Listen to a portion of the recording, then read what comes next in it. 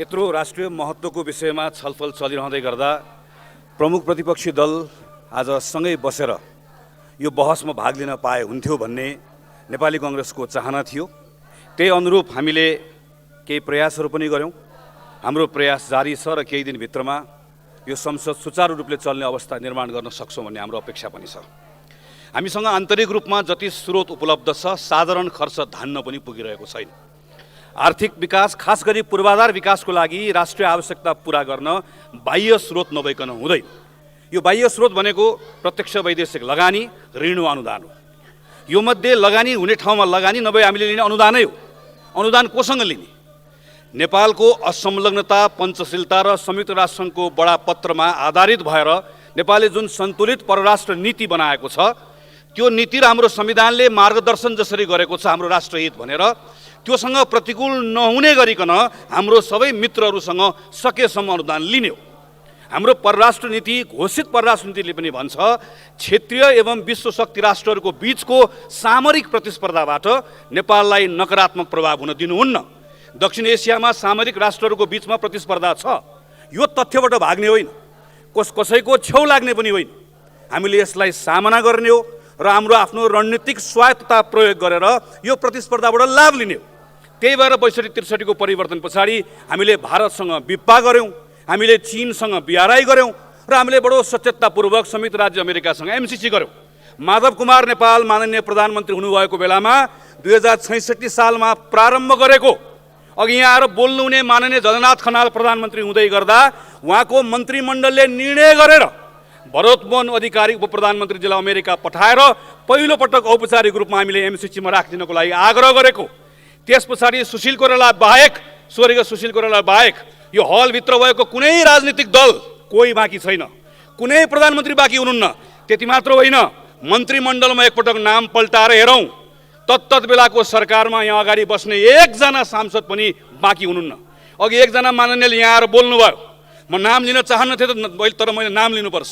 मान्य गिरिराजमणि पोखरेलले यहाँ उभिएर यो सम्झौता राष्ट्रघाती भन्नुभयो, तर 2074 साल श्रावण 19 गतेको क्याबिनेटको एकपटक मन्त्री परिषदको उपस्थिति पल्टाएर हेरौँ, त्यही मन्त्री परिषदले पारित गर्दै गर्दा मान्य गिरिराजमणि पोखरेल त्यही मन्त्री परिषदको मन्त्री हुनुहुन्थ्यो। हामी कतिसम्म झुट बोल्ने, हामीले कतिसम्म ढाँट्ने? हामी आफै पालै पिलो त्यो सरकारमा बसेर आउने राष्ट्रिय प्रजातन्त्र पार्टीको नेता कमल थापादेखि राष्ट्रिय जनमोर्चाको नेता चित्रबहादुर केसीसम्म यो संसदभित्र रहेको नेपाल मजदुर किसान पार्टी एउटा पार्टी बाहेक कुनै पार्टी छैन जो यो 10 वर्षभित्रमा यो मन्त्रीमण्डलमा नबसेको होस्, कुनै न कुनै कुरामा हस्ताक्षर नगरेको होस्। आज हामीले राष्ट्रघाती भन्दै गर्दा पहिला औँला आफैतिर फर्काउनुपर्छ। हामी आफैले बनाएको होइन, हामी आफैले लेखेको होइन, यहाँसम्म डोराएर ल्याएको होइन। त्यसैले सम्माननीय सभामुख महोदय, म आग्रह गर्न चाहन्छु, धेरै झुट नबोलौँ। हामीले यहाँ आएर के भनिदिएका छौँ? संविधानभन्दा माथि हुन्छ भनिदिएका छौँ। यो हदसम्मको हावादारी कुरा गर्ने? नेपालको संविधानभन्दा माथि केही हुन्छ? अनि नेपालको कानुनसँग सन्धिमा भएको कुरा बाजियो भने सन्धि लागू हुन्छ भन्ने कुराको त्यस्तो सन्धि, त्यस्तो कानुन यही संसदबाट कतिवटा पारित गरिसकेका छौँ। एकजना मान्यले आएर के भनिदिनु भयो? यो कानुन अनन्तकालसम्म लागू हुन्छ। यस्तो पनि हुन्छ? यहाँ बोल्दै गर्दा सुन्ने एउटा जनतालाई के लाग्छ? ए हो रहेछ, यो त अमेरिकाको कानुन अनन्तकालसम्म लाग्ने रहेछ। अहिले गएर अरुण 3 को सम्झौता पल्टाएर हेर्नुहोस् त, मेलम्चीको सम्झौता पल्टाएर हेर्नुहोस् त। सबै सम्झौताको स्ट्यान्डर्ड फर्मेट होइन यो कि एउटा सम्झौता सकिसके पछाडि केही समयको लागि केही कानुनहरू सक्रिय रहन्छन् भन्ने कुरा यो हाम्रो स्ट्यान्डर्ड प्र्याक्टिस होइन। हामीले के भनिदिएका छौँ? लेखा परीक्षण गर्न पाइँदैन। लेखा परीक्षण गर्न थालेको कति वर्ष भयो? अस्ति भर्खर संसदमा ठोकेर बजेट पास गरेको होइन? त्यही बजेटमा लेखा परीक्षण गरेको कुरा थिएन। मेलम्ची खानेपानी विकास आयोजनाको नाममा सिन्धुपाल्चोकमा जग्गा छैन। अनि यो एमसीए को नाममा जग्गा भनेको, एमसीए भनेको त्यही मेलम्ची खानेपानी विकास आयोजना जस्तै एउटा विकास समिति होइन। यसको नाम रातोमाटे बुटवल प्रसारण लाइन आयोजना राखेर एकपटक पढेर हेरौँ त कस्तो देखिन्छ। यसरी हामीले अहिले एकजना मान्यले के भन्नुभयो? 2019 मा अर्कै सम्झौता गर्यो भनेर भन्नुभयो। हामीले बकाइदा कम्प्याक्ट गर्ने बेलामै यसको पिआइए गर्छौँ, पूर्व कार्यान्वयनको चरणमा हामी सबै कुराहरू एकपछि अर्को तयारी राख्छौँ र संसदबाट पारित भएपछि मात्रै कार्यान्वयन जान्छ भनेर भनेको होइन।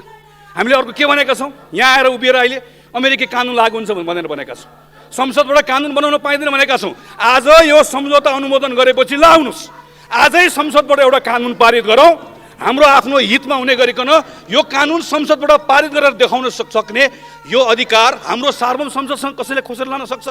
अमेरिकाले दिएको 60 अरब अनुदान, त्यो पैसाले मात्रै अमेरिकाको विरुद्ध कानुन बनाउन पाइँदैन है भनेर भनेको कुरा हामीले जापानसँग लिए पनि त्यही हो, चीनसँग लिए पनि त्यही हो, भारतसँग लिए पनि त्यही हो। तर बाहिर सडकमा जनतालाई के भन्दैका छौँ? अब अमेरिकासँग बाजिने कानुन बाबा, अमेरिकासँग बाजिने कानुन होइन, यही 60 अरब रुपियाँको अनुदानबाट मात्रै प्रसारण लाइन बनाउने कुरा। यो पनि स्ट्यान्डर्ड फर्मेट हो। तपाईँ जुनसुकै सम्झौता पल्टाएर हेर्नुहोस्, लोन हेर्नुहोस्, ग्रान्ट हेर्नुहोस्, हामीले सबै ठाउँमा त्यो भनेका छौँ। त्यसैले सम्माननीय सभामुख महोदय, म यो सैद्धान्तिक छलफलमा योभन्दा धेरै भन्न चाहन्न। म यति मात्र आग्रह गर्न चाहन्छु, हामी सबैले सम्झौता गरेर आइसके पछाडि अहिले यत्रो सार्वजनिक बहस भएको बेलामा नागरिकको स्तरबाट केही प्रश्नहरू उठेको छ, केही संशयहरू छ। बरु हामी के भन्न सक्छौँ भने आउनुहोस् हामी सबै मिलेर यसलाई स्पष्ट पारौँ। स्पष्ट पार्ने उपाय के छ? हामीले प्रश्न सोध्यौँ, अर्थमन्त्रीजीले प्रश्न सोध्नुभयो, स्पष्टीकरण आयो। हामीले भन्यो यतिले चित्त बुझेन।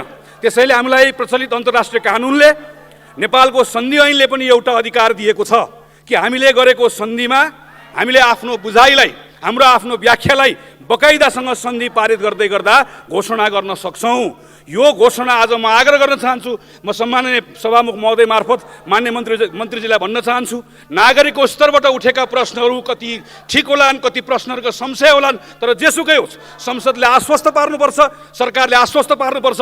तपाईँले एउटा व्याख्यात्मक घोषणा सरकारको तर्फबाट बुदागत रूपमा यहाँ प्रस्तुत होस्, त्यो समेत राखेर हामी दफावार छलफल गर्छौँ, त्यसलाई पारित गरौँ।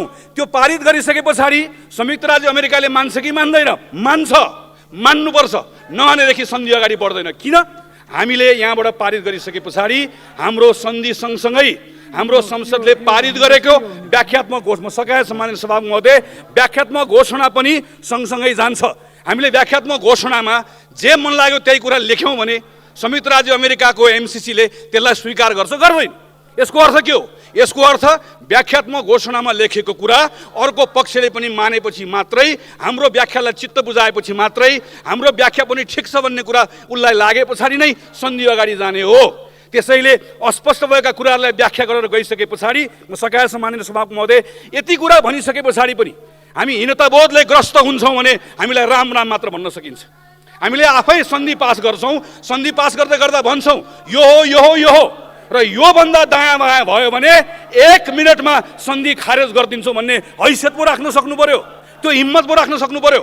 सन्धिमा लेखिएको भन्दा एउटा अक्षर पनि तलमाथि भयो भोलि सन्धिबाट सृजना भएको दायित्वभन्दा एउटा पनि दायित्व सृजना गराउने कोसिस भयो भने नेपालले एउटा दायित्व पनि बोक्दैन, त्यही क्षण नेपालले सन्धि खारेज गर्छ भन्ने सङ्कल्प पो हामीले गर्न सक्नु। त्यसैले सम्माननीय सभामुख महोदय, म आग्रह गर्न चाहन्छु सरकारलाई प्रस्ताव ल्याओस्। मलाई विश्वास छ प्रतिपक्षी दल आज राजनीतिक कारणले हामी सँगै बसेर छलफलमा भाग लिन सकेको छैन, तर पूर्व प्रधानमन्त्री सम्माननीय केपी शर्मा ओलीले ल्याउनु भएको प्रस्ताव आज यही संसदमा हामीले पारित गर्ने भनेको त्यही हो। आफ्नै प्रधानमन्त्रीले ल्याउनु भएको प्रस्तावको पक्षमा ऊ पनि उभिन्छ भन्ने मेरो विश्वास हो। म अन्त्यमा आग्रह गर्न चाहन्छु, यो पारित गरौँ। एमसिसीसँग 60 अरब लियौँ, अब चीन जाउँ, चीनलाई गएर भनौँ अमेरिकाले 60 अरब दियो, बिआरआई अन्तर्गत 70 अरब दियो भनेर भनौँ। अनि भारत जाउँ, भारतलाई गएर भनौँ उसले 60 दियो, 70 दियो, हामीलाई 80 दियो भनेर भनौँ। सबैको ल्याउँ, सँगै बसौँ, छलफल गरौँ, काम गरौँ। देशको पक्षमा काम गर्दै गर्दाखेरि यहाँ कसैले कसैलाई, सबले सबलाई हामीले देखेका छौँ, चिनेका छौँ। यहाँ कसैले कसैका बारेमा म तितो बोल्न चाहन्न, म यति मात्र आग्रह गर्न चाहन्छु, यो विषयका सन्दर्भमा हामीले आज सडकमा उत्रेका जनतालाई कसैले दोष लाएर हुँदैन। तिनलाई विश्वास दिलाउने काम, तिनलाई भर दिने काम, तिनलाई आश्वस्त बनाउने काम। घर फर्कनुहोस्। सिङ्गो नेपालको संसद सत्ता पक्ष प्रतिपक्ष हामी एक ठाउँमा आएर हामीले नै गरेको सन्धि हो यो, यसमा एक ठाउँ पनि तलमाथि हुन दिन्नौँ। तलमाथि केही पर्यो भने सबैभन्दा पहिला हामी बेहोर्छौँ भनेर हामीले भनेर उनलाई आश्वस्त बनाउनु पर्ने ठाउँमा यो मञ्चमा आएर अझै उनलाई उचाल्छौँ भने त्योभन्दा गैर जिम्मेवारी पर्ने कुरा केही हुन सक्दैन।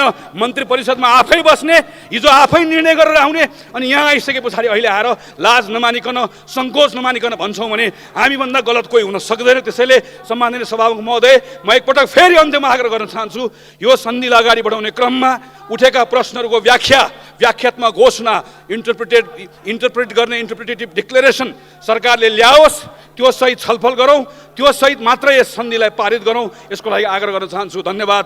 जय नेपाल।